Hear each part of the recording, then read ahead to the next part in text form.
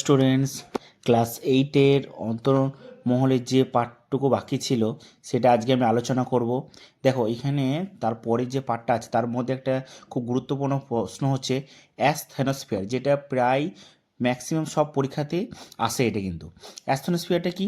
শিলামণ্ডলের নিচে গুরুমণ্ডলের ওপরে, তা শিলামণ্ডল থেকে নিচে আর গুরুমণ্ডলের ওপরে অংশে একটা বিশেষ স্তর হচ্ছে অ্যাসথেনোস্ফিয়ার। অ্যাসথেনোস্ফিয়ার একটা গ্রিক শব্দ যার মানে হচ্ছে দুর্বল স্তর। তাহলে এই স্তরটা হচ্ছে দুর্বল স্তর। এই স্তরে পদার্থ গলিত ও নরম প্রকৃতির হয়। তাহলে এই পদার্থগুলো গলিত আর নরম প্রকৃতির হয়।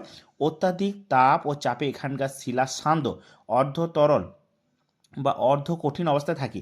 এই স্তরকে আমরা অ্যাসথেনোস্ফিয়ার বলে থাকি। এবার পরের পেজ, লাস্ট পেজ, যেটাতে প্রশ্ন আছে, প্রথম আছে কেন্দ্রমণ্ডল। তাহলে কেন্দ্রমণ্ডল কাকে বলে? আমরা আগের দিন পড়েছিলাম ভূত্বক কাকে বলে, গুরুমণ্ডল কাকে বলে। ভূত্বক আর গুরুমণ্ডলে পরবর্তী, তারপরেই ঠিক কেন্দ্রের চারিদিকে বেষ্টনকারী শেষ স্তর। তাহলে তিনটে স্তর গঠিত পৃথিবী: ভূত্বক, গুরুমণ্ডল, কেন্দ্রমণ্ডল। কেন্দ্রের চারিদিকে যে স্তরটা অবস্থিত তাকে বলবো কেন্দ্রমণ্ডল। এই স্তরের গভীরতা হচ্ছে 3500 কিমি। অত্যন্ত ভারী নিকেল আর লোহা অর্থাৎ ফেরিক নিয়ে গঠিত এই স্তরকে আমরা নিফেও বলে থাকি। এই স্তরের গড় তাপমাত্রা 5000 ডিগ্রি সেলসিয়াস। কেন্দ্রমণ্ডলকে আরও দুটি স্তরে ভাগ করা যায়, একটা হচ্ছে অন্তঃকেন্দ্রমণ্ডল আর একটা বহিকেন্দ্রমণ্ডল। অন্তঃকেন্দ্রমণ্ডলের গভীরতা কত? 5100 কিমি থেকে 6370 কিমি পর্যন্ত।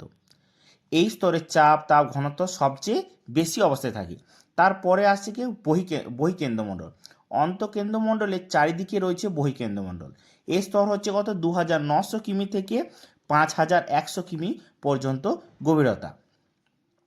আর দুটো প্রশ্ন এখান থেকে আছে, সেটা হচ্ছে গুরুমণ্ডল আর কেন্দ্রমণ্ডলের মাঝে কোন বিযুক্ত রেখা দেখা যায়? গুরুমণ্ডল আর কেন্দ্রমণ্ডলের মাঝে আছে গুটেনবার্গ বিযুক্তি রেখা। তাহলে আর দুটো আমরা যে কেন্দ্রমণ্ডল দুটো ভাগ পেলাম, অন্তঃকেন্দ্রমণ্ডল আর বহিকেন্দ্রমণ্ডল, এর মাঝে স্তর কি বিযুক্তি রেখা যায়? সেটা হচ্ছে লেহমান বিযুক্তি রেখা। দেখো তোমাদেরকে বলেছিলাম যে আমি ছবিটা তোমাদের এঁকে ক্লিয়ারভাবে বুঝিয়ে দেবো। দেখো এটা হচ্ছে পৃথিবীর তিনটি স্তর। কী হচ্ছে? শিলামণ্ডল, মানে যেটা আমরা ভূত্বকে যেগুলো পড়ছি, শিলামণ্ডল, গুরুমণ্ডল, কেন্দ্রমণ্ডল। শিলামণ্ডলে দুটি স্তর, দেখো দুটি স্তর খুব সুন্দরভাবে দেখানো আছে, শিয়াল আর সীমা।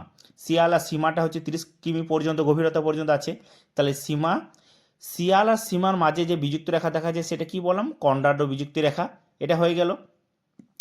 এবার আসছে, তাহলে এটা হয়ে গেল শিলামণ্ডল। শিলামণ্ডলের পর যে গুরুমণ্ডল আসছে তার মাঝে যে এই স্তরটি আছে, এই লেয়ারটিকে অর্থাৎ এই বিযুক্তি রেখার নাম হচ্ছে মোহরভিষিক বিযুক্তি রেখা। তা দুটো রেখা এভাবে মুখস্থ করবে। তারপর আসছে প্রোফেসিমা আর নিফেসিমা। দেখো আমি একটু আগে অ্যাসথেনোস্ফিয়ারটা পড়লাম কি, যে শিলামণ্ডল আর গুরুমণ্ডলের, শিলামণ্ডল থেকে ঠিক নিচে গুরুমণ্ডলের কাছে অবস্থিত, দেখো এরকম জায়গায় অ্যাসথেনোস্ফিয়ারটা অবস্থিত। তাহলে আমরা গুরুমণ্ডলের দুটো স্তর পেয়েছিলাম, একটা হচ্ছে ক্রোফেসিমা আর একটা হচ্ছে নিফেসিমা। ক্রোফেসিমা হচ্ছে 700 কিমি পর্যন্ত আর নিফেসিমা হচ্ছে 2700 কিমি পর্যন্ত। তাহলে ক্রোফেসিমা নিফেসিমার মাঝে একটা বিযুক্ত রেখা দেখা যায়, সেটির নাম হচ্ছে কি? রেপিত্তি বিযুক্ত রেখা। তাহলে আমরা এখানে তিনটে বিযুক্ত রেখা পেয়ে গেলাম। তারপরে আসছে দেখো কেন্দ্রমণ্ডল। তাহলে আমরা যেমনি গুরুমণ্ডল শেষ করলাম, কেন্দ্রমণ্ডল আবার যে আসছি তার মাঝে আবার একটা বিযুক্ত রেখা আছে, সেটার নাম কি? গুটেনবার্গ বিযুক্ত রেখা। এরপর আসছি দেখো কেন্দ্রমণ্ডল দুটি স্তর, বহিকেন্দ্রমণ্ডল যেটা 5100 কিমি পর্যন্ত আছে, তার নিচে একদম কেন্দ্রমণ্ডলের একদম কাছাকাছি সেটা হচ্ছে অন্তঃকেন্দ্রমণ্ডল, সেটা হচ্ছে 6370 কিমি পর্যন্ত। তাহলে এখানে কি বিযুক্তি রেখা দেখা যায়? সেটা হচ্ছে লেহমান বিযুক্তি রেখা। তোমরা ছবিটা ভালো করে দেখে নাও, এই ছবিটা কিন্তু পরীক্ষায় আসবে। পরের ভিডিওতে আরও অন্যান্য চ্যাপ্টার নিয়ে আলোচনা করা হবে। যদি কারো কোনো ডাউট থাকে তাহলে আমাকে কমেন্টে জানাবে অবশ্যই।